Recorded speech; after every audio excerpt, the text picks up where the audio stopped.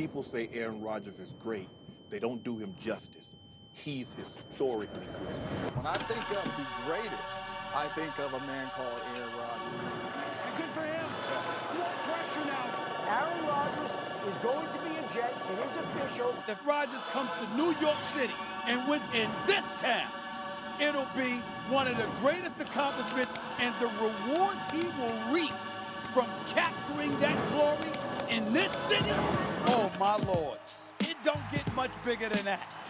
Aaron Rodgers, pump fakes, going for the kill shot. It's time to go, Aaron. Maybe the baddest man to ever live in the NFL. Best football thrower of all time goes to the New York market and takes over and wins. He's the king of the world. The Jets are ushering in a new era. Aaron Rodgers walked into his new home this morning and was greeted by Woody Johnson, Jaime Elhai, head coach Robert Salah, and Joe Douglas. Welcome into Jets Overtime. We are presented by Duncan, Eric Allen, alongside former Jets center Nick Mangold. Nick, this is a historic moment for the New York Jets. Very exciting time when it was first floated. It was exciting, and now that it's been done and we've had the introductory press conference, the excitement's at the all-time high. What stood out to you from the press conference? We just watched the Q&A. He was flanked, Aaron Rodgers flanked by Robert Salah and Joe Douglas. They didn't receive any questions. All the questions for the new Jets quarterback, who will wear number 8 in green and white. Yeah, and you saw exactly what you expected to see. A poised veteran quarterback who knows what he's doing, knows how to control the narrative, said what he wanted to get said, and didn't say anything extra. And I think that that's exciting for me as now a fan, former player, but now fan. My kids are all fans. It's exciting. We all have smiles on since this was announced, Monday? So it's exciting. I know, it is Wednesday. Speaking of head coach Robert Salah, Caroline Hendershot is standing by with him right now. Here with head coach Robert Salah. Coach, first of all, how good does it feel to have this deal finally done, that Aaron Rodgers is the New York Jets quarterback? No, it feels good just to get it behind us so we can all move forward, and really looking forward to the opportunity to work with him starting tomorrow, and it's going to be fun. It's an exciting time for this organization. How much does someone of Aaron Rodgers' caliber elevate both the offense and the defense of this team? It's a quarterback-driven league, and obviously Aaron's resume speaks for itself. I mean, he's one of the best of all time, and so for him to come in here and he naturally will elevate, but it still takes the other 52 men on the roster to make sure that we're all doing our jobs to the best of our ability, and not just relying on him to come out, and he's going to do his thing. We got to do our part too. So he gets to reunite with offensive coordinator Nathaniel Hackett. What do you expect to see from both of them getting to work together again? Just knowing Hackett and getting to know Aaron just a little bit already, it's going to be a lot of fun. Let's put it that way. Now, last question for you. I know you mentioned the statement finish as kind of the mantra going into this offseason. How is someone like Aaron Rodgers going to help this team finish in the 2023 season? It's a you look back at last year, especially those last 6 games, which kind of leaves a sour taste in all of our mouths, but the NFL is about the fourth quarter, those last drives, finishing drives in the fourth quarter. We had opportunities a year ago, and for one reason or another, it just didn't work out, whether making a play on offense, defense, whatever it may have been. And a guy like him, you talk about offense, you want finishers, and on defense, you want closers. And he's obviously has a history of being able to finish drives in critical moments, and hopefully we can step up again on defense and find a way to close out games. Awesome. Thanks for the time, Coach. Thank you. We'll throw it back to you, EA. Thanks, Caroline. Nick, a few guys in the National Football League, the history of this league, have finished better than Aaron Rodgers. The one thing that stood out to me throughout that press conference, Rodgers is clearly happy to be here, and two of the reasons why, Douglas and Salah, the direction this team is headed, I should say, and also the foundation that's already here. Right, and I think that's so. I have 2 points there. One, Robert's sweatshirt is amazing. I don't want to go all red carpet here. We'll get you one. The GCFC, I think, is fire. But the fact that Aaron mentioned that he had played against Robert in San Fran a couple of times. That he said, I think he said we got waxed by them last year.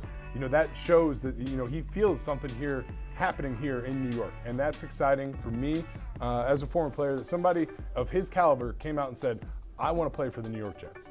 I love that. Yeah, and one of the primary reasons why he is here is across the way in the studio right now, sitting with Ethan Greenberg. We just got away from him. Very nice. Ethan, here you go. Nathaniel Hackett is joined by you right now. That's right. Just two Syracuse guys on the other side of How about the it? studio. Those are Yeah. good years over there, back in New York. That's right. So let's talk about what happened today a little bit.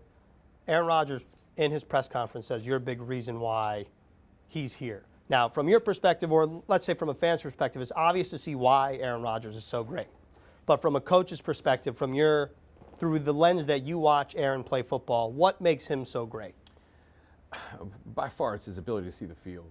I mean, that guy, it's unbelievable. I mean, the things that he sees, the things that he hears, the ways he uses his cadence, it's such an added factor for him playing this game. I mean, he'll look over and he'll see all kinds of different things that coaches, players might not even think about, and he's able to take advantage of those things. I think that's something that has just been so amazing that he's done throughout his entire career. And then the next one is just his ability to lead, with anybody, with the group, and how he elevates everybody's play is unbelievable. I have 1,000 questions for you. But first, before we get back to you, let's head to Caroline back in the auditorium. Okay, just kidding. I'm going to stay right here. Bring it back. All Bring right. it back. You ready Reload for it. another question? Reload it. Yeah. Okay. So having a guy like Aaron Rodgers, having Tim Boyle, having Alan Lazard, how much of a benefit is that for you to install your offense here in New York? Oh, it's a ton. I mean, anytime you have guys that are familiar with what you're looking to accomplish is huge, because the coaching doesn't stop in the meeting rooms with the coaches. It continues in the locker room, when they're talking, when they're out on the field. I think all that stuff is so great for them. And you want it to be familiar with as many people as you can, just so that they can, again, help each other and you can move forward faster. All right, we hit you with the pump fake earlier. Now Now we're really going to Caroline in the auditorium. Now we're going to Caroline. Here we go.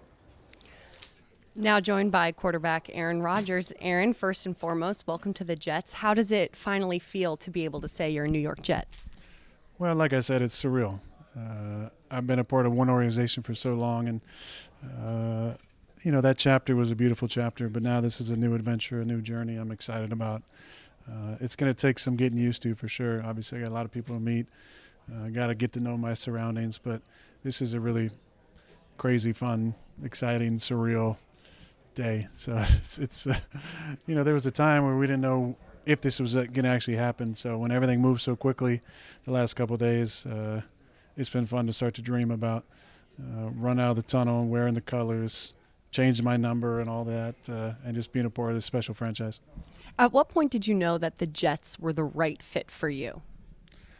Well, I always felt like I could mesh well with Coach Salah. Obviously, Hackett and I are such dear friends. That's a no-brainer. Him and I just get along so well. And we come from a very similar background of West Coast offense, going back to his dad, working with Bill Walsh, and me working with Mike Sherman and Mike McCarthy for 13 years in the West Coast offense. We have a lot of the same vision about the game. So that's an easy transition. But this, when I thought about it, was the only place that really made sense. A team with a really good young group of core players, the right veterans, and the opportunity to play for a team that could go all the way. Now, you mentioned Nathaniel Hackett. You get to reunite not only with him, but also with Alan Lazard. What are you most looking forward to about reuniting with those same familiar faces? Listen, we have a lot of fun on the field for sure, but off the field, we have an incredible rapport. Alan and I hung out, most Monday nights was him and Bobby coming by the house and spending time together. Hack and his incredible wife, Megan, and their amazing 4 kids. I love them to death. It's like it really feels like a family. So we just have so much fun off the field. I think that's what makes our bond so strong on the field. So excited to get back with Alan. He's an incredible player. He's a great human being. He's a great leader. He does all the dirty work. He's a talented guy. And I'm excited that he got paid, number one, because I love seeing my buddies get paid, but excited that we're back together after playing for a few years and watching his development from a guy who was cut to practice squad to 1 quarter of football against the Lions that catapulted his career to this moment where now he's a paid, legitimate guy, and now we're teammates again. It couldn't be more special. Thanks for the time, Aaron, and welcome to New York. Thank you. Awesome. That was Caroline Hendershot with Aaron Rodgers, who said that you, Nathaniel Hackett, a big reason why that guy, number 8 now, is here in New York. Is that, first of all, is that weird for you, seeing or hearing he's wearing 8, not 12? Not really. I mean, heck, I remember when I was coaching at Stanford and he was the quarterback there. So I've seen him in 8 before, so it's not too crazy. What's it like for you, though, to hear a guy like Aaron Rodgers say that a big reason why he's here to continue his football career in the second act of his career is because of you? Yeah, I mean, it's amazing. I mean, we have a very strong relationship. We've been together for a bunch of years, and you know, I'm just lucky to have a guy like him in my life. And you know, we're excited to be here together. And it's not just about him, not just about me. It's about everybody. It's about all the coaching staff, all the players. We all have to be as one. So it'll be fun to unify everybody and get going. What's something that people might not know about Aaron Rodgers? Well, I would say that he's really, really smart, but I think everybody knows that. Probably loves to play the guitar, which is great. He's a very good guitar player, and so that's always fun to see every now and then. So what can fans be expecting from your offense with that guy leading it on the field and with the players that are in place here? I mean, for us, we want to do some great things. I mean, we're always going to have those high expectations. We're far away from that. We're just introducing the staff to the players, introducing the players to the staff and to Aaron and everybody. So there has to be cohesion that's developed, and once we can get that as that process continues, we hope to show some very electric things out there. When, you know, we haven't spoken to you since you were hired as offensive coordinator, so what was it about the Jets that made it appealing for you to come here and to continue your coaching career? I'll tell you, Robert and I worked together back in Jacksonville for 2 years, and you know, I have so much respect for him. Just like Aaron had spoken of, you know, we had gone against each other those times when he was at the Niners, so I respect every single thing that he does, how he handles himself, how he coaches. So I think that was really important to me, to be able to, you know, to come back into this and work with somebody that I respect as much as him. There's other guys on the staff that I worked with, from White Cotton to Rudy to Ron Middleton, some guys. So there's so many familiar faces, people that I trusted that I really respect. And then to get a guy like Todd Downing, Keith Carter, all those guys, Zach Azani, who I had been with, it looked really like a great group of guys. And then obviously, you know, I had some great time here when I would come visit my father when he was at the New York Jets. I believe it was the last time the division was won when he was the offensive coordinator here. So I think that to be able to do that and be part of something that my dad had started all the way back when Chad Pennington and Curtis Martin, all those guys that I have so much respect, and we use their tape to install to the guys. And so just to be part of something like that, so you take the organization, you take the guys, the people, it was just a really exciting opportunity. Awesome. Coach Hackett, appreciate your time. We'll let you go about the rest of your day, and we'll catch up to you soon. EA, back to you. Appreciate it. Well, actually, we're going to go back to the auditorium because Caroline Hendershot is standing by with the Jets football architect, Joe Douglas. As soon as the 2022 season ended, you said a quarterback was the missing piece for the Jets. How good does it sound that Aaron Rodgers is the New York Jets quarterback? Well, I mean, I think that's a good answer to that question, right? Yeah, I mean, we lucked. We did a lot of luck, and we created a team that Joe and Robert Salah, the head coach and the GM, put together a culture and a team last year that was just missing one part. Right. And it was obvious to everybody, but now we got defense and we got special teams, and now we've got a quarterback, so onward and upward. What does it say about the New York Jets that the caliber of a quarterback, Aaron Rodgers, is able and wants to come to the team? I think says a lot about the culture and the opportunity we've created. I mean, this wouldn't have happened years ago, I don't think, but now it has happened. And he's Aaron Rodgers, a very smart guy, so he made a good decision, I think, but one that was based on what we've done and what we were putting together. Does this set any expectations for next season now that Aaron Rodgers is at the helm? I think you have to ask the fans. We're going to take it a day at a time here, and he'll meet everybody, as he said. He'll meet all the players. He's already memorized almost all the players. Mm-hmm. Incredible. You get to know his line, get to know his skill players, and he'll work with them, and he'll work with with the coaches, particularly Nathaniel Hackett. He mentioned a few times, and I think they have a good relationship. And he was very successful with the offensive coordinator, but he loves the defense. So this is all going to be good. It's all going to be great. Thank you so much for the time, Woody. We appreciate it. Thank you very much. Come out to MetLife Stadium tomorrow night, April 27th at 7 p.m. for the 2023 New York Jets Draft Party presented by Verizon. Watch the draft live, meet Jets players, tour the locker room, and more. Download your free tickets at nyjets.com/draft party. I believe the Mad Backer's going to be out there. Bart Scott, are you going to be there? You want drop a little info on here? Yeah, drop it. I'm going to be there tomorrow. Nick Mangold going to be out I'm going to be there for tomorrow. The draft party. Checking it out.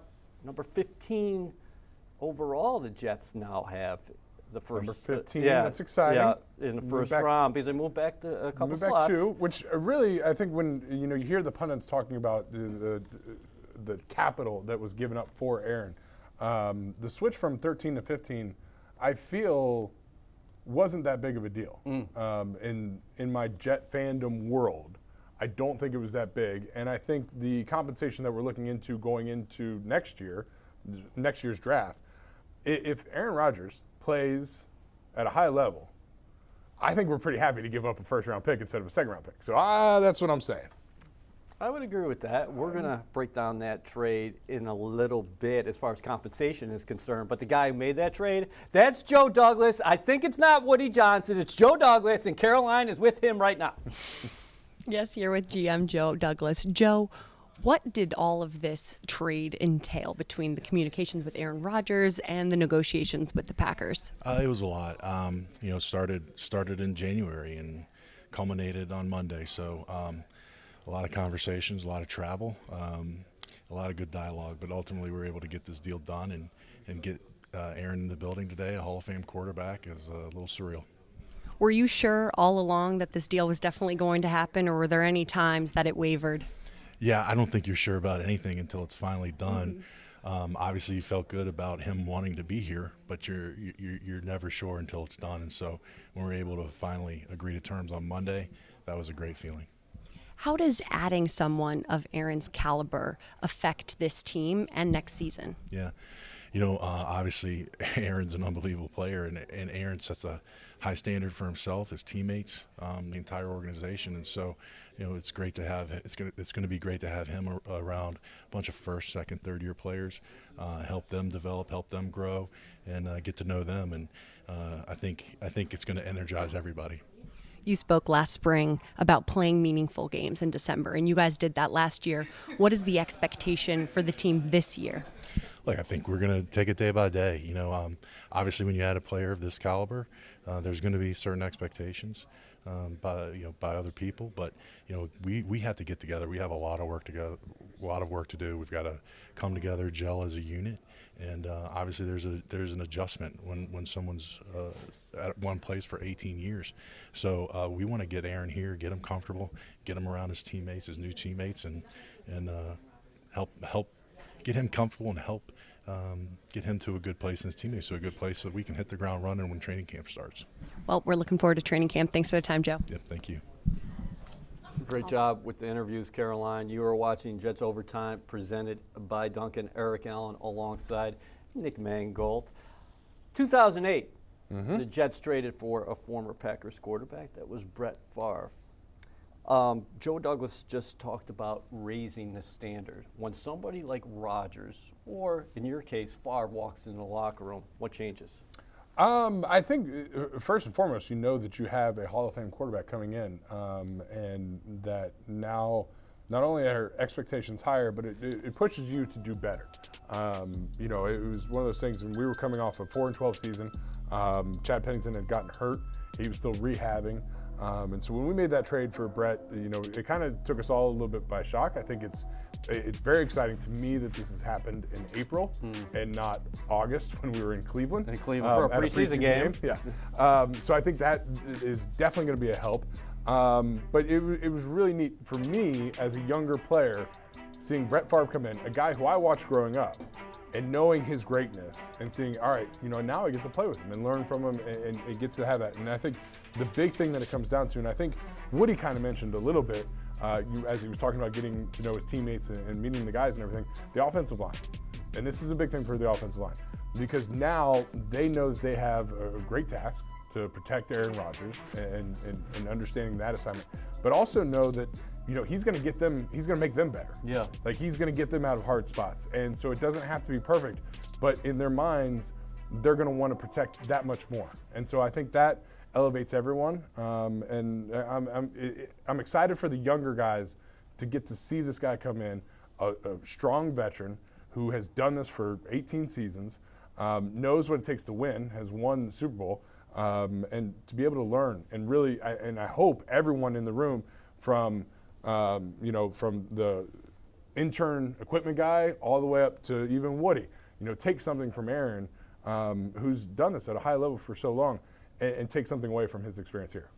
What I took away from that news conference is, here is a man who is genuinely excited to be here. He talked about legacy. He talked about potentially winning a championship. He talked about the direction. And you were chopping it up with Nathaniel Hackett off camera here. How key is that in all this, where you're reuniting with the guy who was your offensive coordinator in Green Bay? And I was talking to Bart Scott about this the other day. He's not far removed from being the back-to-back MVP of the National Football League, 2020 and 2021. Right, which is amazing, and that we have that quarterback here in this building. It would be the same way if Bill Callahan called me right now, and I've been out of the game for a little while. If he called me right now and said, "Nick, get in shape. I need you to come play for me," I'd be on the first jet out there. And so, I understand that relationship you have with different coaches. Bill Callahan is my Nathaniel Hackett. I would do anything he would ask me for. So I understand that, and I think that is a huge bonus because they know each other. They know how each other works. They know.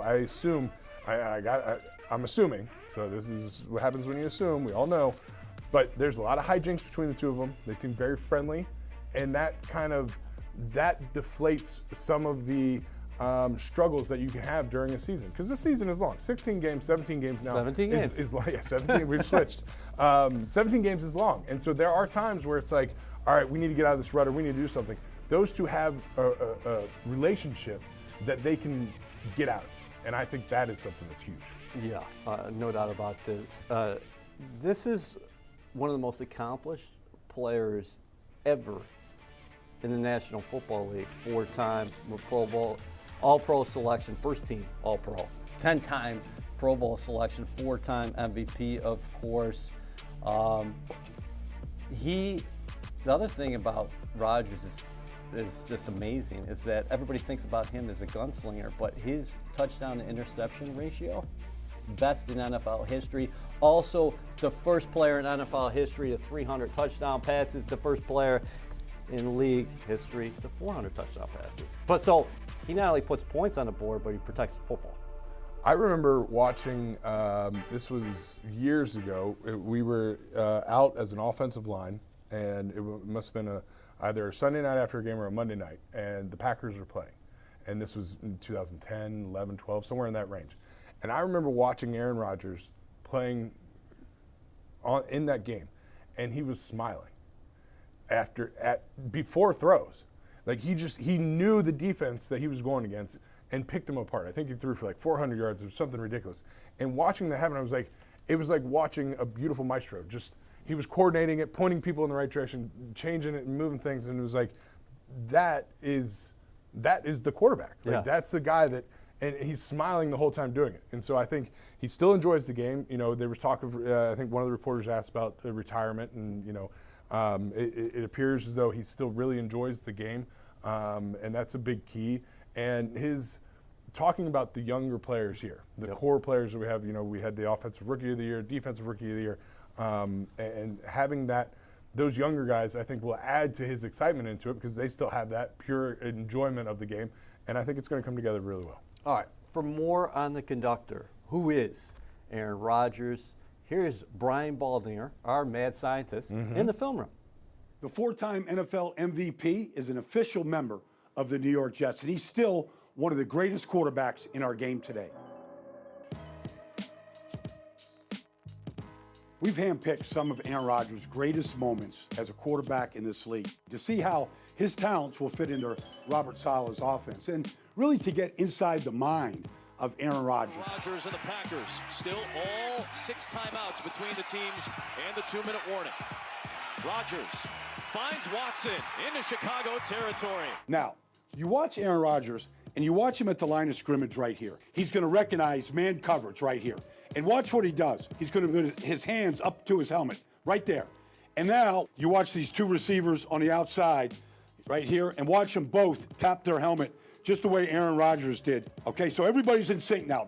And this is the rookie, Christian Watson, right here. He's going to run this dig route right here in the middle of the field against the Bears. And this audible is going to be classic Aaron Rodgers. He knows exactly what he's looking at right now. The first receiver right here is going to take the safety with them and the underneath defender. So it's going to open up for Watson to come right behind it. That's what Rodgers saw pre-snap, and that's what happens on the play.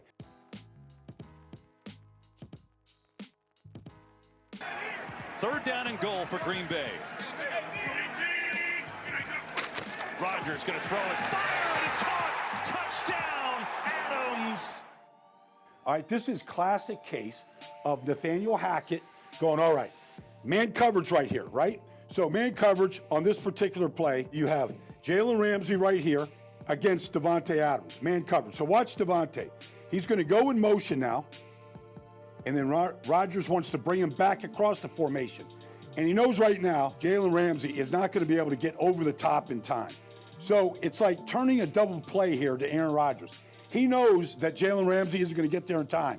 And right now, it's just that. The ball's out of his hands, and here's Jalen Ramsey. He's all the way right there, and here comes the touchdown throw to Davante Adams in a playoff game for a touchdown. Classic case of just recognizing the defense, the play, the double motion to Davante. Rodgers on the fake, looking, pumping, Rodgers running, and he's in. This right here, classic Aaron Rodgers. What he's going to do is he's going to get the defender over here, Leonard Floyd, up in the air. It's backyard football right here. He's changing the play, and he's going to roll. He's going to have an option right here, off right there. He can hand it, or he can keep it. So now he gets outside the pocket, and he's looking for options. Right there, he does the pump fake. Watch the reaction of Leonard Floyd. He's going to jump because that's what you do. You react to it. Now he gets Leonard Floyd in the air, and he takes it into the end zone for a touchdown. Now, in the pocket, Jacksonville is going to come after Aaron Rodgers with a blitz. This is Jalen Ramsey coming right now on a blitz. All right, he sees it, and he recognizes it. He doesn't need much to then make the throw.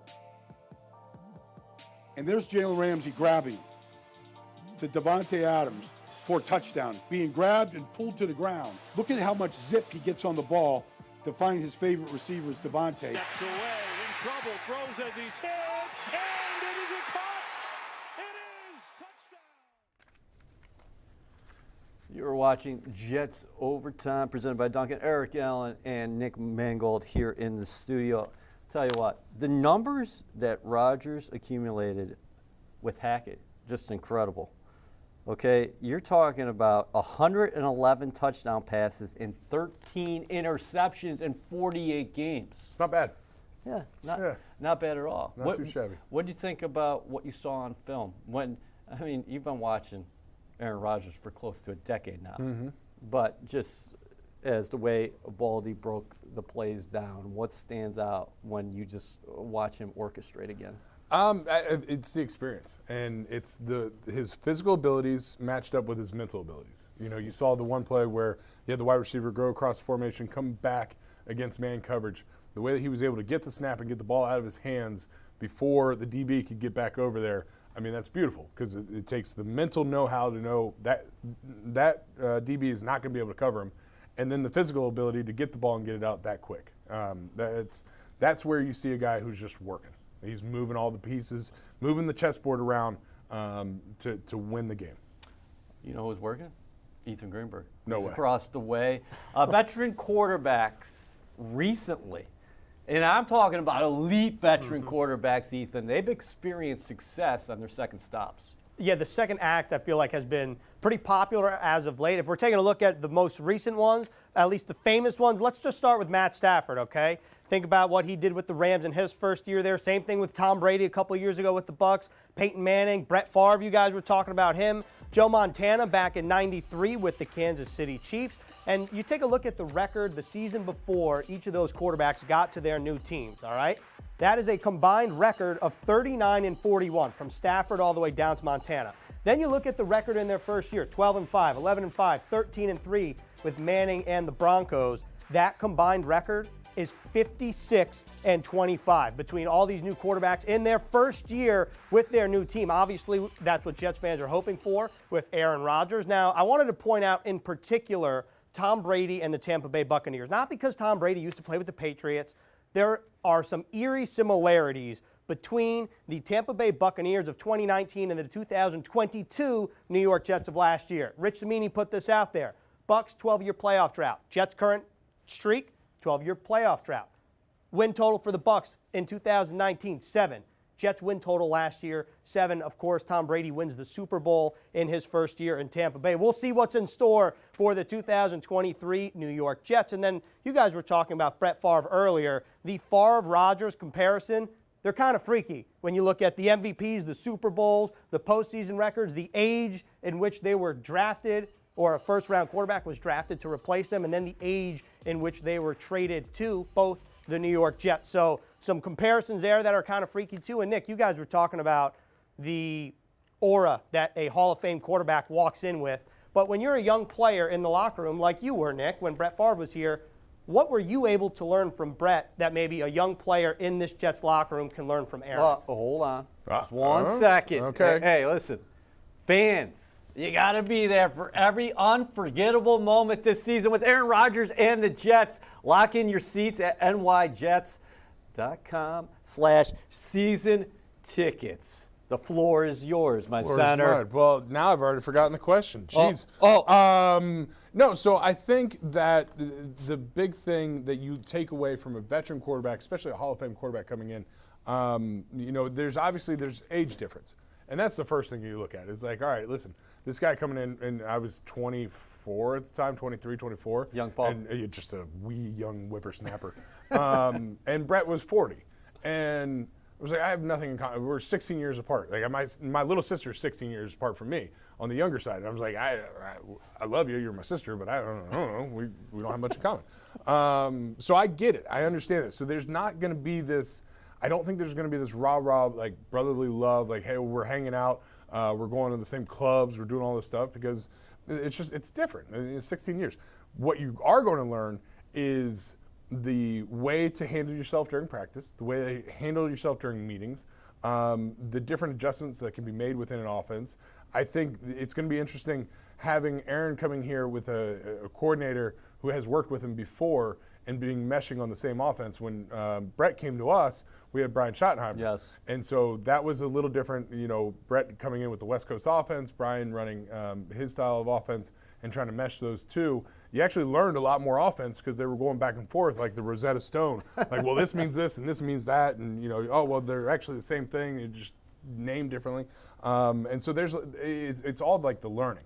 The mental side, the physical side, how to take care of your body. He's 39 years old. There's a guy sitting in that locker room at 23, like, yeah, I'm never getting hurt. Like, yeah, okay, but this guy's done it. So pay attention to what he's doing, and that's a big thing. With Favre, though, if my memory serves me correctly,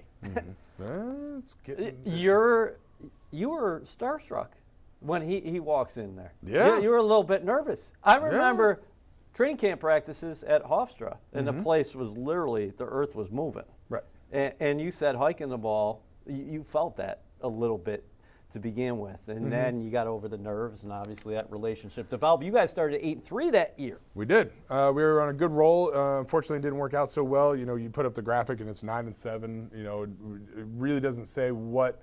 It was a tale of two halves of that season. The first half, 8-3, we were really rolling. And then fell off at the end, unfortunately. But we went so we were training camp practice at Hofstra. We'd get maybe 1,000, 2,000 people, a day at Hofstra. Brett shows up for his first practice. There's 15,000 people there. Yes. And there's like, you remember Hofstra, there was nowhere to put 15,000 people, so there's just people everywhere. And so that you felt that right off the bat, like, hey, this is something special. This is something important. Even though you knew it in your mind, you saw him come in Cleveland before the preseason game. You saw the excitement of him just standing on the sideline while we were out there playing the game. And then you get home, you have the off day, but then that next day of practice, you see 15,000 people. When you only saw 2,000 people, like that's when it really starts to hit home. Like, hey, this is kind of a big deal. It is a big deal, and it's a big deal that Aaron Rodgers is a Jet. This is a team that started 7-4 last year. You mentioned the offensive rookie of the year, Garrett Wilson, the defensive rookie of the year, Sauce Gardner, Breece Hall, back in the mix this year after an incredible start to his career, 7 games in. There are foundational pieces on both sides of the ball. You think about guys like Quinnen Williams, C.J. Mosley, go back a level, DJ Reed, Elijah Vera Tucker, one of the most versatile offensive linemen in this league. Where do you think the Jets stack up now when you're talking about contenders? Because you got the Chiefs, you got Patrick Mahomes, he's got 2 rings. Mm-hmm. Inside the division, it's an arms race. You might make an argument now that New England, on paper, they might be at the bottom when you're talking about the Miami Dolphins and the Buffalo Bills that won the division the last 3 years. You got a lot of quarterbacks in the AFC. So what do you think about where the Jets stack up? That is one of the interesting things, and I assume it was on Green Bay's part that they wanted to make sure there was an AFC team coming that they wanted to trade with for. Because the AFC is loaded with young quarterback talent. Like it is. It's loaded. But right now, as you look at this team on paper, they're in the talk for being one of the best teams in the AFC. You know, you have the Chiefs, you have the Bengals. You know, the Chargers have something brewing out there. I don't know where they're going to go. And Bills are, you know, they fell apart a little bit, but you still have Josh Allen, so it's there. You still have Baltimore sitting there. You don't know what's going to happen with Lamar Jackson and everything. So there's a lot of talent up there. But now, with Aaron Rodgers, with the core that we have here, the playmakers on the outside, the defense that Robert has put in, and Aaron made mention of it, you know, that they got waxed by him. So like 27-10 in October. That defense is a good defense. The big key for me of this upcoming season, because I think we have the pieces, is that offensive line. Gelling together, gelling with Aaron, and then staying healthy. Because you can have all the weapons in the world, but if you can't throw to them, it doesn't matter. You sound like an old offensive lineman. I might be a little partial. I might be a little partial to the offensive line, especially the center position, maybe a little bit. But I think that is true. That if this season is going to go the way that we all want it to, and all expect it to, with the new bells and whistles and everything, it's going to run through how healthy can that offensive line stay, and how quickly can they be gelled through this offseason, not only together but with Aaron, because Aaron's going to want to say, hey, block this guy. How's he get that done?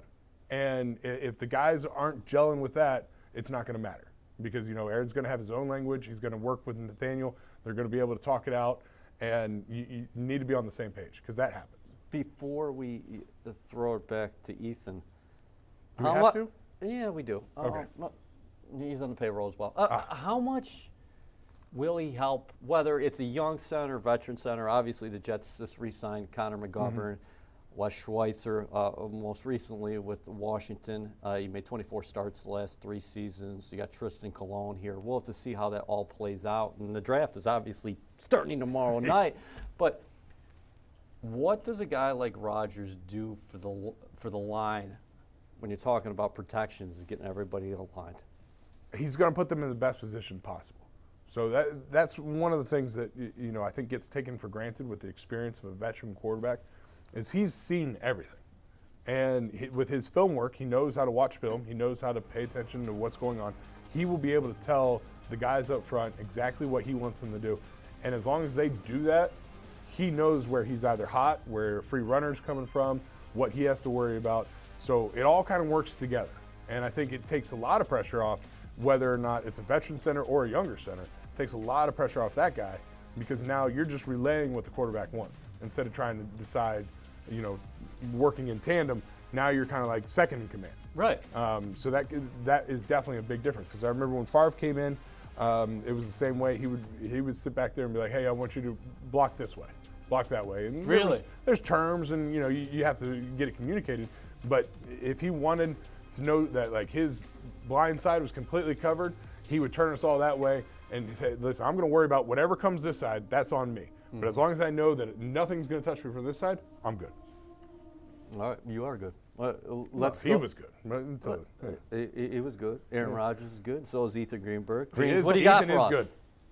Good. Thank you. I wanted to go off of what you guys were saying earlier about the draft compensation. And every year, I think a lot of people talk about the unofficial draft value chart. So I wanted to bring that up because the Jets had 6 picks before this trade worth a value of 2,214 points. After the trade, as Nick alluded to, I just called you Lick, but as Nick alluded to, 13 to 15, the Jets get rid of a second-round pick. Now they have 5 total picks worth a value of 1,648 points. That's a 556-point differential. Here's the thing, though. That might sound like a lot, and this is not taking into account next year's conditional pick, which could become a first-round pick. It is definitely a second-round pick. But here's where the Jets are going to make up this point differential. It is on the field, because if you take a look at the Jets' numbers last season compared to the Green Bay Packers' last 8 seasons, we chose 8 because Aaron Rodgers not going to wear 12 with the green and white. He's going to wear 8. So you take a look here, you look at the points per game, the Jets scored 17.4 points per game. The Packers in that 8-year span, 24.6. The number that stands out to me in terms of the differential between the Jets and the Packers comes in the red zone. 43.5% for the Jets last season, 61.7 Green Bay converted in between 2015 and 2022. You take a look at the rest of the numbers. Green Bay, very impressive, almost ranking in the top 10 in almost every category here. And for the Jets, that's going to be what you get out of Aaron Rodgers. That's where you make up the point differential, EA. Nice. Ethan, actually, what do you think about that? That was a nice job by Greens, not only getting into the draft value chart, but also the comparisons over the last 8 years using the jersey number. I like that. There's good comparisons. I'm not a big fan of the point extravaganza with the draft. No? Because I feel like you're trying to bring in baseball analytics to this kind of stuff when it. You're not a Moneyball. I'm not a Moneyball guy. If you have a football mind that drafts football guys, you're good. What I am intrigued though, and the way that Ethan brought up the red zone, that difference in the red zone is huge because that goes from potentially a field goal to touchdown, or maybe missing a field goal to touchdown. That number right there, the red zone, which I think is a big key for a lot of winning teams, red zone's a big marker for that. What do you think's on the horizon for Rodgers and the aforementioned Garrett Wilson? Wilson, 1,100 yards receiving last year despite playing with 4 different quarterbacks. That was in year 1. Now he's with Rodgers. Everybody's talked about Rodgers being comfortable with veterans and also liking things a certain way. What do you think's on tap for those two specifically? So I think this is going to be a big test for Garrett specifically because you know what Aaron can do. That's been proven. I mean, he's 18 years, you know what he can do. Garrett, he's got 1 year sample size, and it was very good. This one now coming in, dealing with a new quarterback, dealing with a quarterback that knows what he wants and knows where to put people. Are you going to listen to that quarterback? Are you going to do, if he says, hey, I want you at 15 yards, are you going to be at 15 yards? Or are you going to be at 14 or 16? Because that's going to play into it. It's going to take a lot of effort on Garrett's part to fold in to Aaron, because Aaron's not going to fold into Garrett. I mean, that's the way it is. And Garrett has the talent to do that. And I think he will, being a Ohio State guy. Oh, of course. Good people. I think he will take that opportunity and say, listen, I have a Hall of Fame quarterback throwing me the football. If he tells me he wants me to do cartwheels down the sideline and he's going to throw me the ball, I'm going to do cartwheels down the sideline because that's what he wants. And so I think that's going to be the big key. It's also going to be helpful for this offense that, yes, we talk about the relationship, of course, of Rodgers with Nathaniel Hackett, but Alan Lazard is here as well. So here's a guy who grew up in that Green Bay system, played for Hackett, had success with Rodgers, was actually the top target in Green Bay last year. So he can help not only a guy like Garrett Wilson, who's so uber talented, but also a guy like McCole Hardman Jr., most recently with the Chiefs, signs with the Jets in free agency, and is probably this team's slot in 2023. He's going to be a great linchpin between that receiving core and Aaron Rodgers, because he knows what Aaron wants. He's seen it happen, and he's seen the good side and the bad side. You know, I remember, I think it was the beginning or end of training camp, middle training camp or so last year with the Packers, and Aaron talking about some of the younger guys need to get in the playbook.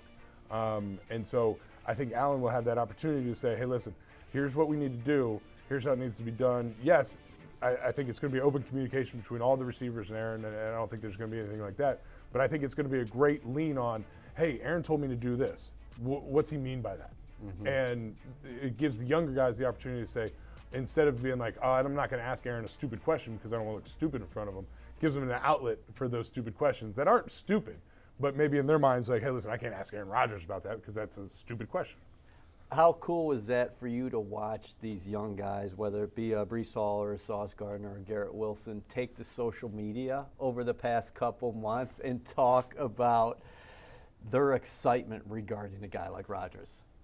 I think more than the excitement of Aaron Rodgers, it was really neat to see the younger guys in the social media, and it's interesting to see how that's all transformed from my beginning days to where we are now. Can we plug your Twitter account, because I like following you? It's classic Nick Mangold. You know, I got in early, so I was able just to get my name. It was one of those things, but it's very interesting, just the way the world works now. But it's there that they all kind of came together. Right, and you saw it was almost like a hype circle of guys getting together and talking about whether it's Aaron or anything else, but it seemed like they were all in tune with each other, which I think is great to see. And you'd much rather see that and be like, oh, we don't need this or we don't need that, or that guy's trash, all that stuff. Like it really was a solid hype circle of guys that were excited about something that's going on with the Jets, and that's fun to see. Speaking of social media, Greens, you got something for us? Yeah, I got something for you. Oh, you got it for us. All right, so here we go. This is going to be all of us together. I'm going to start off, and then I want to get your reaction. This is what some of the Jets had to say on social media. Let's start with Allen Lazard. Nick, what do you think about this? The Jets' new quarterback, Jets' new receiver, helping wipe off some sweat mid-game? I mean, I don't want to make any Jesus comparisons, but I don't know. Cleaning the feet, cleaning the forehead. Very similar. Okay. All right. Too far? I don't know. I didn't think we were going to go there today, but we go there Wednesday. It's midweek. Here we are. Here we are. Happy Rodgers Day, everybody. So here we go. Not only is Allen Lazard excited, Breece Hall says, EA, he goes, my knee's feeling a little healthier now. You think Breece Hall's excited about this or what? Oh, yeah. Breece Hall, an ultimate teammate, and wow, he took the NFL by storm last year, and he's working out here at One Jets Drive, and that guy is pumped to get back on the field and play in the backfield with Rodgers. The expectation for Breece Hall, according to Robert Salah a couple weeks ago, hopefully week 1 of the NFL season. Let's go to the defensive side of the ball. A lot of defenders tweeting about the acquisition of Aaron Rodgers. Michael Carter II says, I want you to put the word out there that we're back up, all right? The Jets are back. Nick Mangold, fair to say? Fair to say. I'll admit my ignorance here on this one. I don't get the meme.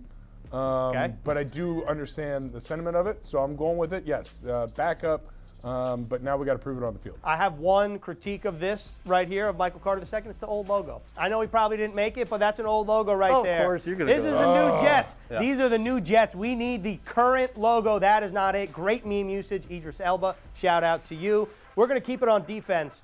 Sauce Gardner. Looks like him, right? Just kidding. Sauce Gardner and a lot of the Jets here put Aaron Rodgers' Cal photo as their Twitter avatar. Nick, I'm going back to you. When you see this, it's Gardner, it's Ashton Davis, it's Mekhi Becton, it's a whole lot of Jets doing this. This is already seeming to be like a fun team and one that'll get together, even though the quarterback is 39 and the rest of the Jets are pretty young. I'm very excited about it. I don't know how I would feel about it because I'm not getting rid of my Wookiee. If you look up my Twitter, it's a Wookiee picture, so I don't know if I'd do that. But it is very exciting that they are getting together. I think this is going to be a fun offseason, and hopefully that carries into training camp and through the season. I would like to mention, too, the picture there of Aaron with his reddish forehead. Just throws me back to the old helmets. Oh, yeah, of course. Old school. Yeah, that's old school. We're going back to Cal Berkeley here, and he used that education wisely. If anybody watched Aaron Rodgers Jeopardy. How about that? Celebrity Jeopardy. All right, last So one jealous. here. We had the Defensive Rookie of the Year. Offensive Rookie of the Year, real simple. Stop playing. EA, what are your expectations now for this guy? I know you guys were talking about it a little bit.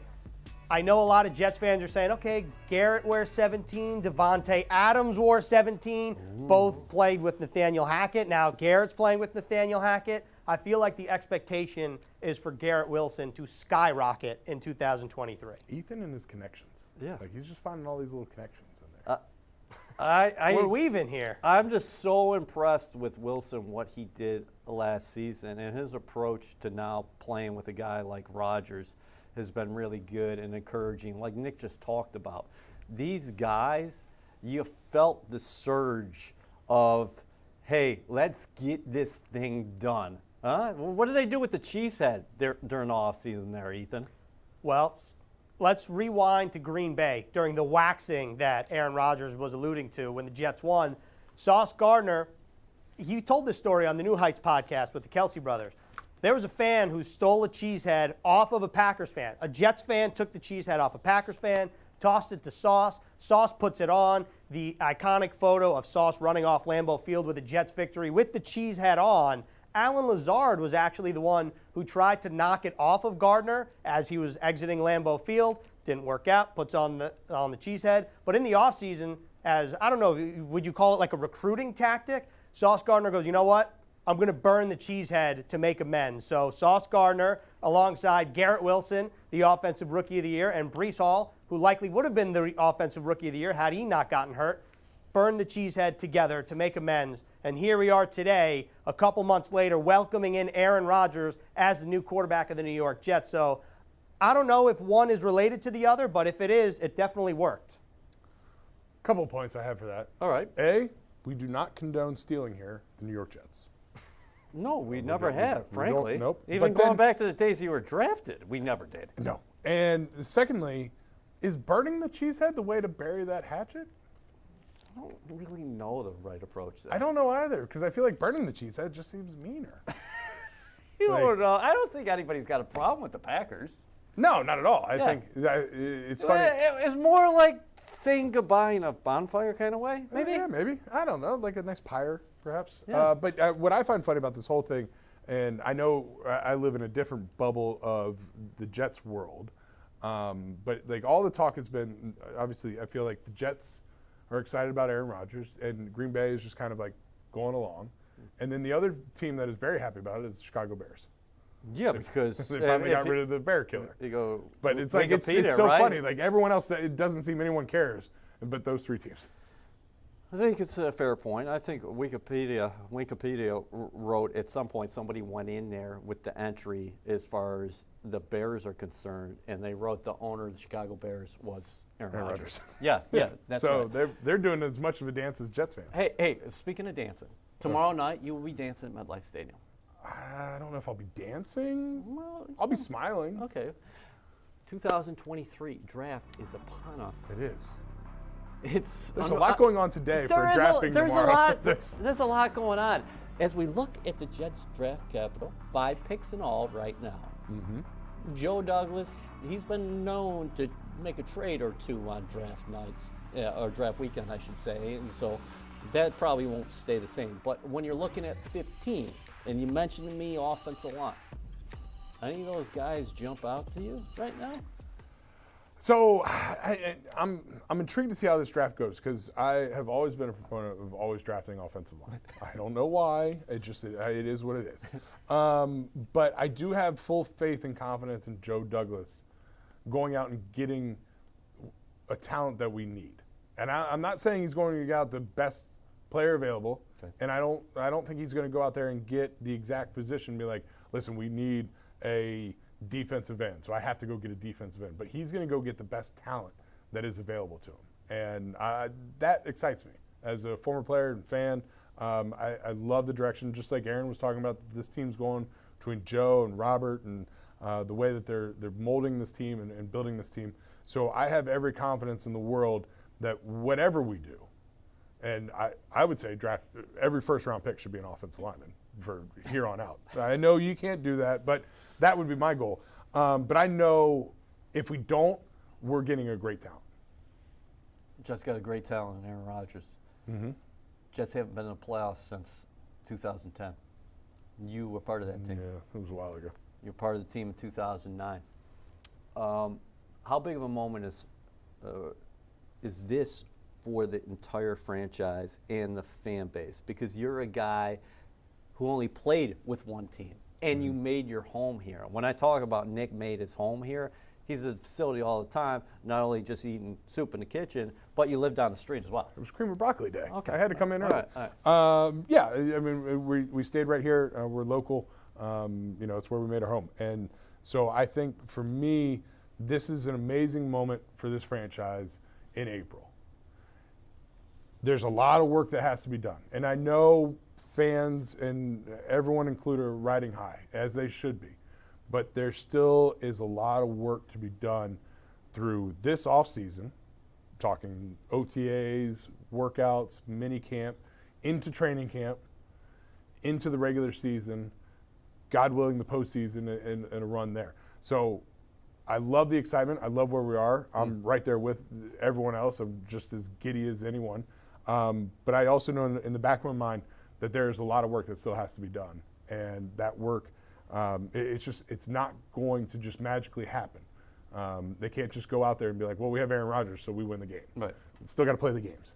So there is a part of me that's like, all right, listen, the work needs to be done. But I do have a great faith in Robert that he's going to make sure that work gets done. You were also a member of the last Jets team who appeared on Hard Knocks. The reason why I ask you this common question is there was a national team. Mm-hmm. When we were at SUNY Cortland and everybody had to set their timer for when Hard Knocks was coming on, national brand. Rodgers comes here on top of what the young guys did last year. This is a national brand. This is a national team who's going to be a primetime player throughout the year. What do you think about the changed expectations now with Rodgers here and how he can help this team take the next step, because he's been in the national spotlight, albeit playing in Green Bay, for basically his entire career after he followed in the footsteps of Brett Favre. Right. I think obviously the expectations are much higher for this team. And on a national standpoint, you look at whether Hard Knocks happens or not, I have no idea. But we took it as, listen, we're going to use this as an opportunity. And we had a lot of great personalities that made that possible. I mean, Rex Ryan, #1 personality.